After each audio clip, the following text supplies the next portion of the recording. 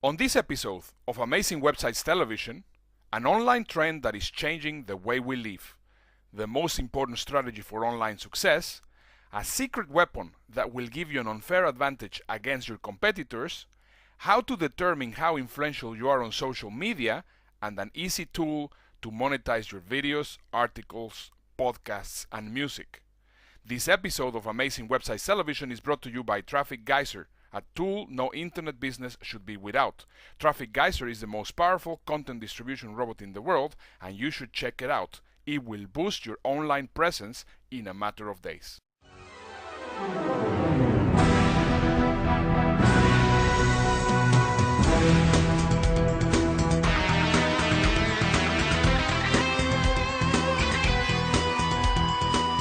Hi there, this is Ernesto Verdugo and I am very happy to welcome you back on Amazing Websites Television.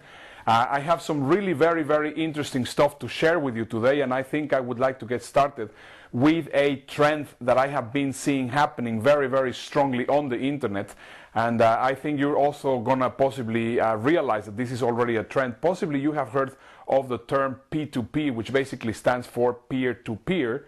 And possibly you have already seen it in sites which are very old, like for example Napster, where you were able to previously share music and other files, and right now possibly torrents and other different sites in where actually you are able to send and share files from one peer to another peer. Well, now what I have actually been seeing is just a mix between P2P, or a peer-to-peer, and also a little bit of classified advertisings, like a little bit of what you will see in Craigslist. See, for example, in Craigslist, the way it works is that you will, let's say that you have a lamp, or you have a television, or you have a bike, or you have a table, whatever it is, and you put a little classified ad, and then somebody which is looking for a lamp, or a television, or a table, or a bicycle, whatever it is, they're going to see your ad, and then they're going to contact you, and then the both of you will get together, and somebody will buy whatever you're actually offering or selling.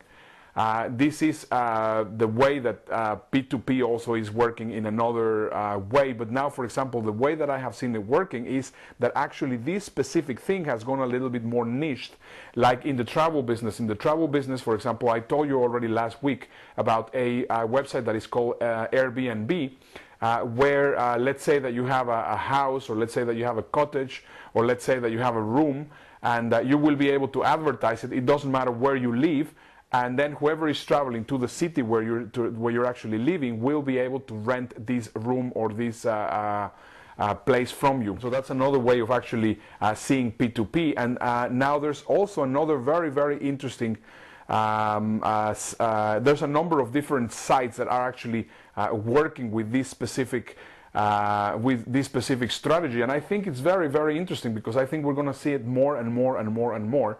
See, for example, if you go to My Home Exchange, you will be able to actually exchange homes. Let's say that you want to change your house. Let's say that you live in Amsterdam, like I live in Amsterdam, and then I'm going to go visit Paris, or I'm going to go visit Dubai, or I'm going to go visit Seattle. So the first thing that I do is I check who in Seattle wants to come visit Amsterdam, and what I do is I basically exchange their home for mine. In fact, there was actually a film, I don't remember the name, but it was with Cameron Diaz, that she actually exchanged her home from a home in England, and that's where he meets this other guy, and you know how that story goes if you actually saw that film. If not, doesn't matter. I'm sure the important thing is that you understand exactly what I'm just talking about right now. So the site that I want to tell you about is called Coachsurfing, and this Coachsurfing site, it is quite interesting because it's a mix between peer-to-peer, classified advertisings, but also social media. Because what happens is that, let's say that you have a spare bed, or you have a spare room, or let's say that you have a couch that you would like to actually share with travelers, and basically you share it with travelers, and people that come visit your city, you can actually choose to host or not to host. But also, whenever you travel, you will also be able to stay at other people's homes by simply connecting with them. So it's a mix of social media, also a little bit of P2P, and a little bit of classified advertising. Very interesting. Now, let me tell you why I think this is going to keep on growing. It is because right now the latest thing that I have seen is the fact that right now in the Netherlands there's one website that is called mywheels.nl and another website that is called snappycar.nl. And basically the way it works is, let's say that you have a car, you will be able to actually rent your car to someone without really having to go into a car rental company. So let's say that you're going to be traveling to the Netherlands. Instead of actually going to Avis or Hertz or National or whatever car rental company you normally rent with, you will be able to call Mr. Smith or Mrs. Smith to see if you will be able to actually rent their car. And I think that this is an interesting concept, but now this is something that was born here in the Netherlands, but I am seeing it already growing in other cities around the world, including also the United States. So keep an eye for this trend. And if you know about any of these other sites which are P2P, social media, this kind of thing, make sure to make a comment on the comment side of this blog. And I will be delighted to hear a little bit more about it. Now, let's just go into the next part of the show, which I think you're also going to find very, very interesting. And this part of the show has to do with how to be successful on the internet. On this video that you're going to be watching, which lasts about 2 minutes, you're going to find out the specific strategy in order for you to be successful, not only on the internet, but also on every single thing that you do. So this actually is from a website that I discovered recently, which is called Seavers.org, that I have already talked about in another episode, and I'm sure that you're going to really enjoy it. Take a look. For the first time in my life, I had made something that people really wanted. Before that, I had spent 12 years trying to promote my various projects, trying to make every marketing approach, networking, pitching, pushing. It always felt like an uphill battle, trying to open locked or slamming doors. I made progress, but only with massive effort. But now, wow, it was like I had written a hit song. A songwriter can write 100 songs, and suddenly one of them really resonates with people and becomes a hit. Who knows why? It's not that it's necessarily better, but through some random circumstance or magic combination of ingredients, people love it. Once you've got a hit, suddenly all the locked doors open wide. People love the hit so much that it seems to promote itself. Instead of trying to create demand, you're managing the huge demand. So what's the lesson learned here? We've all heard about the importance of persistence, but I had misunderstood. Success comes from persistently improving and inventing, not persistently doing what's not working. We all have lots of ideas, creations, and projects.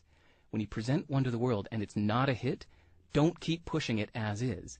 Instead, get back to improving and inventing. Present each new idea or improvement to the world. And if multiple people are saying, "Wow, yes, I need this. I'd be happy to pay you to do this," then you should probably do it. But if the response is anything less, don't pursue it. Don't waste years fighting uphill battles against locked doors.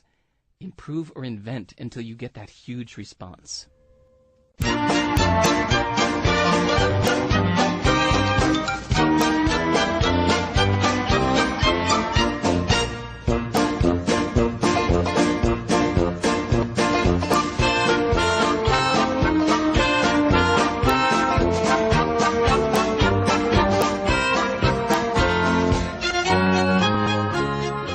Today's Triple Your Internet Intelligence section of the program, I have a very, very interesting website that I think is going to absolutely blow you away with the power that it can have, and actually how important and how professional it can make you look. It depends on how you use it. So let's just first go into the personal use, and then we go into the consultant use, and you will see how powerful this could be.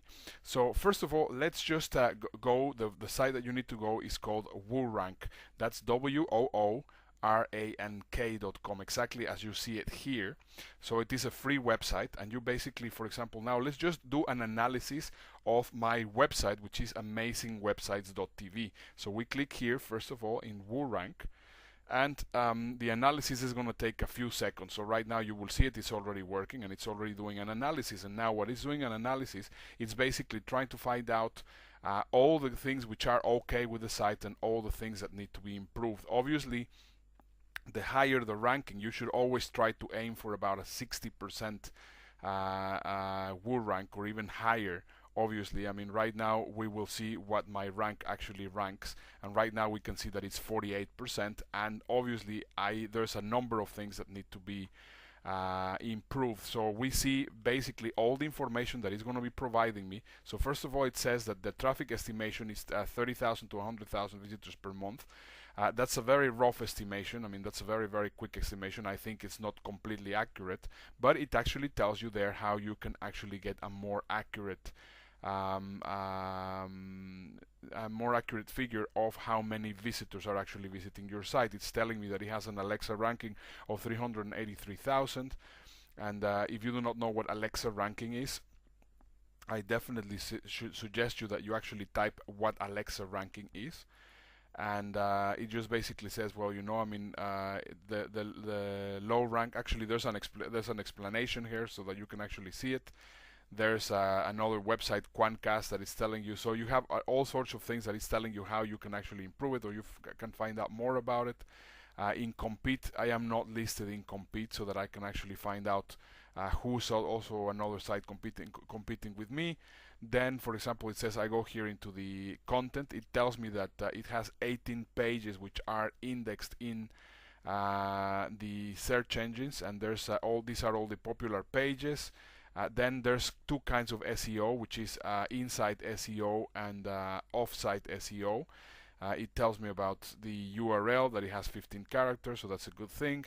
The title is there, 58 characters, so it's good. There's no meta description, so that means that I need to add meta words and meta keywords. Possibly you do not know what it is, but it will actually basically, if you click, it will give you an explanation of what it is. It will tell you if the headings are there. I mean, all of the headings are there. Apparently only heading 1 is not there. That needs to be changed, but it will tell you how to change it. Images are there, and they're also saying, well, the titles on the images are not there. What's the text HTML ratio? So that's also another thing that needs to be improved. And if you do not know what that is, you can just basically click here and it will tell you what it is. So basically, as you can see, it's an entire explanation of what's okay with your site and what's not really doing okay with your site. So you can see in the offsite SEO, there's a number of things that need to be improved. And obviously, I mean, I can go one by one, and basically will be telling me how to improve my site.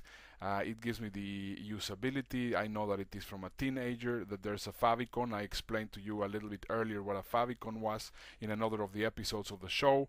Where is the server, etc., related facts, other facts, etc.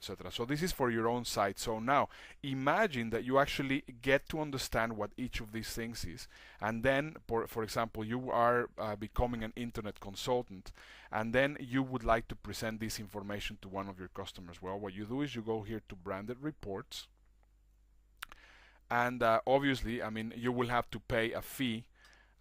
You will have to pay a fee for these reports, but anyway, I think it's very inexpensive. I think it's something like about about $6 or $7 per report. Actually, $5.99 per report, which I think is very good. If you or possibly maybe you're going to be doing more reports, whatever, it doesn't matter. But I think it's a very, very cool thing that you can actually do those reports. So you can do the free version for yourself, or you can also do the other reports if you're going to be having a client. Well, I hope this site has been very useful, and I hope that it has tripled your internet intelligence. And now it's time that we go for our featured presentation. And now, our feature presentation. On the internet, you can create or take part of content. When you create, there's not really a good way to get money for the content. And when you find something you like, there's no good way to show love for it. This problem is universal. For bloggers and their readers, musicians and their listeners, photographers, film creators, programmers, and so on. So we created Flattr to solve this. This is how it works. Every month, the Flattr user pays a small fee. Let's compare it with birthday cake. When you have a cake, you want to give slices to the people you like. Flattr helps you do that. If you've created something, you can add a Flattr button to your content. Or if you find something you like, and there's a Flattr button besides the content, you click it. Each button is a counter showing how many people are willing to give cake for the content. At the end of the month, your cake is sliced in as many pieces as you clicked flatter buttons. Each slice is then given to the correct content creator. If you click 10 buttons, the 10 creators will get a tenth of the cake each. If you click 100 buttons, the 100 creators will get 100th of the cake. The slices might be small, but everyone's slices will all add up. Or as we say in Sweden, många bäckar små blir en stor å. As a creator, you will get money you've never got before. As a consumer, you can help creators out with just a small click. If you haven't guessed it, flatter is a wordplay of flatter and flat rate. With a flat rate fee, you can flatter people. One of the things that a lot of people also ask me regularly is, how can I know how popular I am in social media or how popular I am on the internet? And previously it was just about to see how many times you were mentioned in Google, or how many friends you had in Facebook, or how many followers you had in Twitter. In reality, now there is an actual website that is dedicated to find out how popular people are on the internet. And this is very, very interesting because of course you can see how big their influence could be. I mean, I'm not talking about finding out how popular people are, because this is a popularity contest, but more than anything, finding out just to see how influential through social media they could be. And this is a site that is called Clout, and you can go to clout.com and try to find out what your score is. So I recommend you to definitely do that. Well, this just about wraps it up. I hope that you have really enjoyed the show. I have really tried to put as much great and interesting information for you as every single episode. Make sure to watch this episode next week.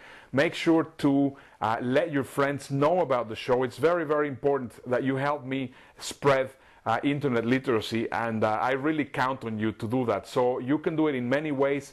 Send this video to other people. Make sure that you make a comment just underneath the bottom part of this blog. Make sure that you post it on Twitter. Make sure that you dig it. Make sure that you do whatever is necessary so that people know about the show. This is Ernesto Verdugo, and I look forward to sharing more information with you next week. Thank you very much for watching.